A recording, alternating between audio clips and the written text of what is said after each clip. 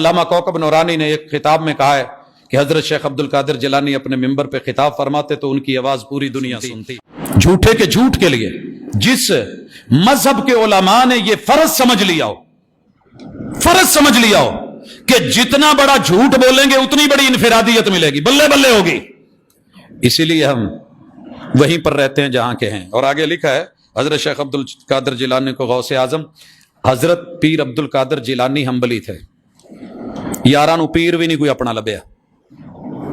رفع الیدین کرتے تھے، آمین کہتے تھے۔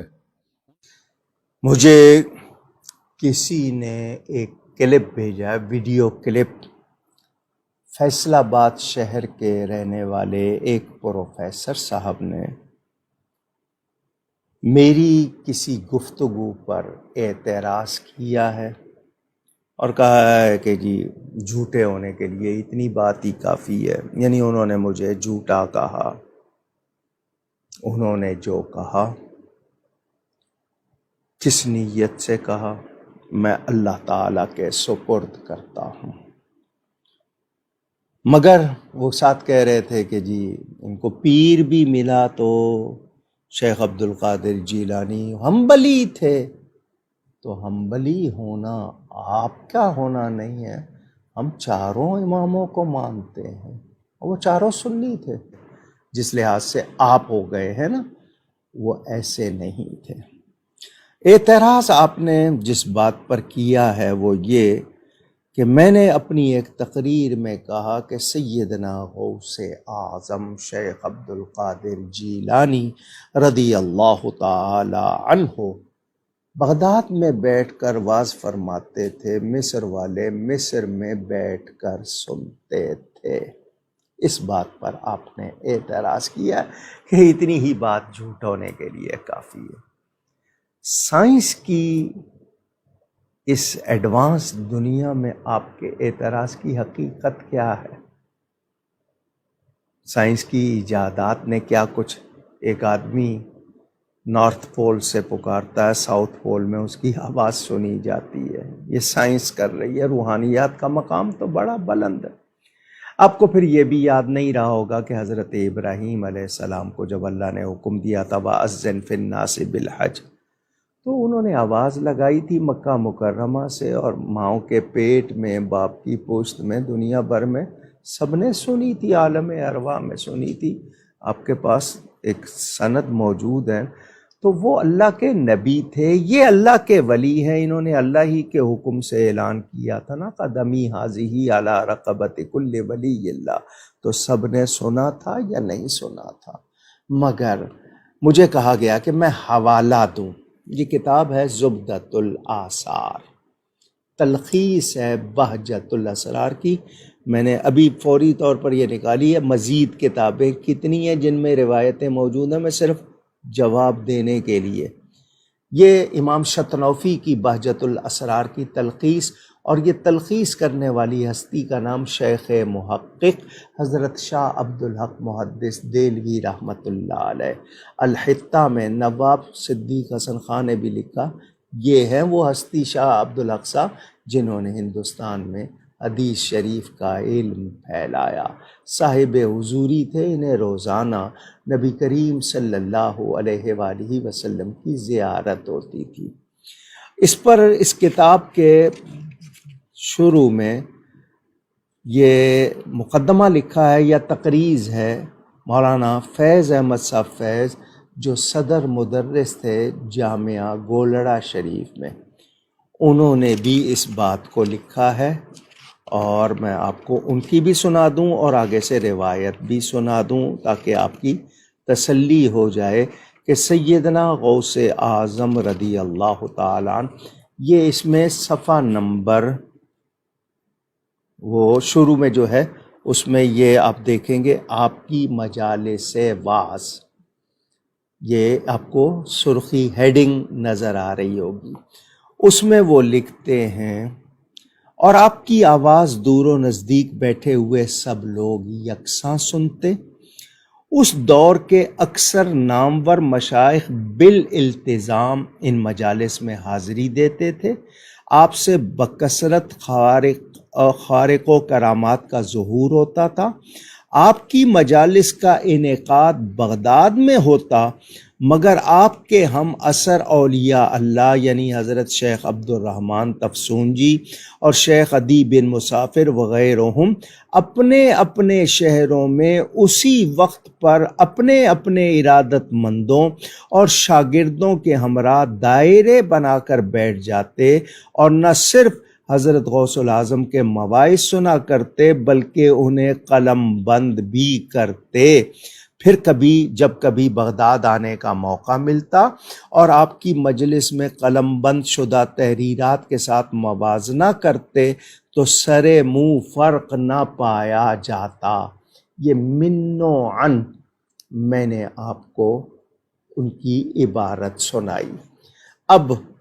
بہجت الاسرار کا چونکہ حوالہ دیا تو آپ کہیں گے یہ تو مولانا فیض احمد صاحب نے لکھا۔ اب بہجت الاسرار سے آپ کو سنا رہا ہوں، وہ بھی سن لیں آپ تاکہ آپ کو معلوم ہو جائے، کیونکہ حضرت شیخ محقق لکھ رہے ہیں اس کو۔ مجلس غوث اعظم کی روحانی صدا، یہ ٹائٹل ہے، ہیڈنگ ہے۔ سنیں، وہ فرماتے ہیں، راوی نے بیان کیا، کیونکہ یہ جو کتاب ہے بہجت الاسرار تھانوی صاحب نے لکھا ہے کہ یہ حدیث کے کتابوں کی طرح یعنی اسناد کے ساتھ لکھی گئی ہے اور بڑی مستند کتاب ہے، یہ بات تھانوی صاحب نے بھی لکھی۔ راوی نے بیان کیا کہ میرا خیال ہے کہ شیخ عبد الرحمن تفسونجی بغداد میں تشریف نہیں لائے، کیونکہ میں نے کئی بار انہیں تفسونج میں دیکھا۔ وہ عرصہ دراز تک کھڑے رہتے اور کہا کرتے تھے کہ جو شخص سیدنا عبد القادر کا وعظ سننا چاہتا ہو وہ میرے گھر چلا آئے۔ لوگ آپ کے گھر جاتے اور انہیں وہاں بیٹھے جناب غوث اعظم کی مجلس کا وعظ سنائی دیا کرتا تھا۔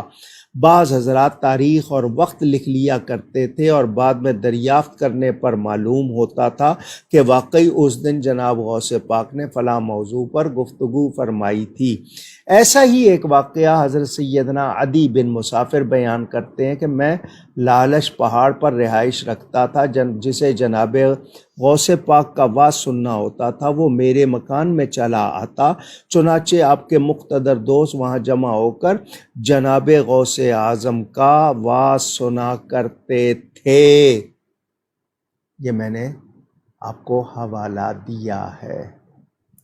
میرے نزدیک شیخ محقق بہت ہی مستند ہستی ہے، آپ کو حوالہ چاہیے تھا نا، بتا دیا۔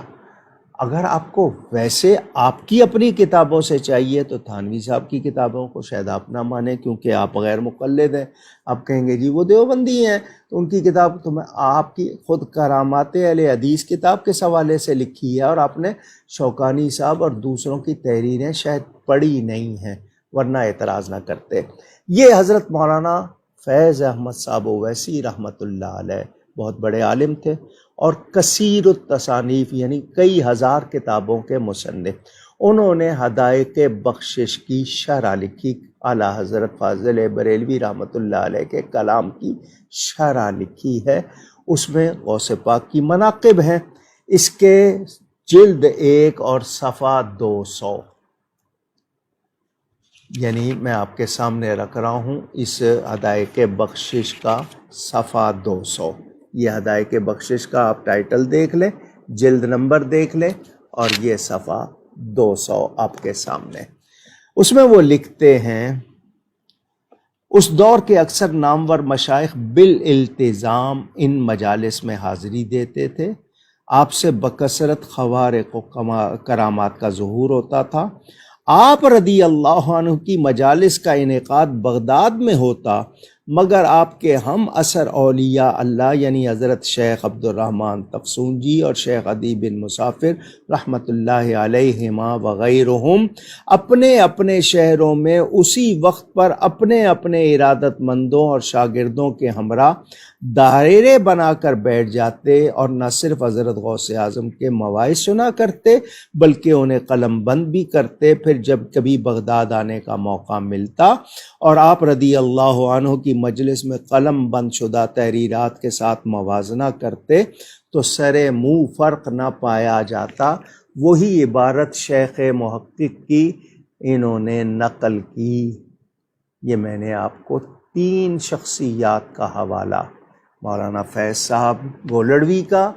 حضرت شیخ محقق کا، مولانا فیض احمد صاحب اویسی کا، 3 حوالے پیش کر دیے، جبکہ آپ لوگ یہ نہیں سنتے۔ اللہ کا فرمان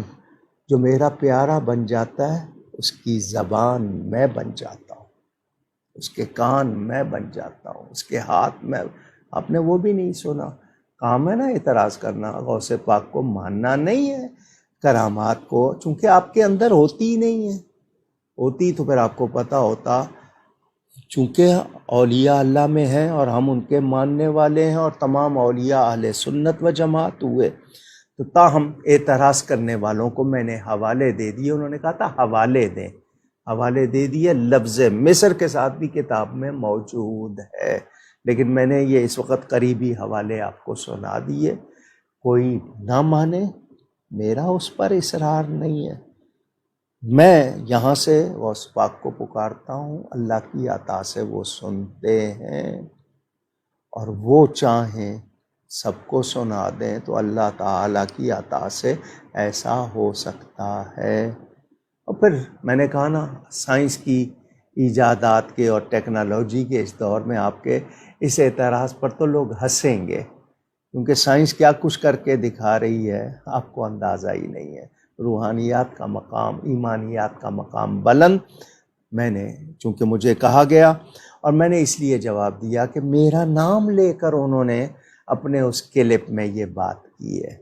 تو میں نے جواب دے دیا۔ دین کی بات تھی، میرے غوث پاک کی بات تھی، میں نے جواب دے دیا۔ میری ذات پر ویسے اعتراض کیا ہوتا میں جواب نہ دیتا، بات دین کی تھی، میں نے بتا دی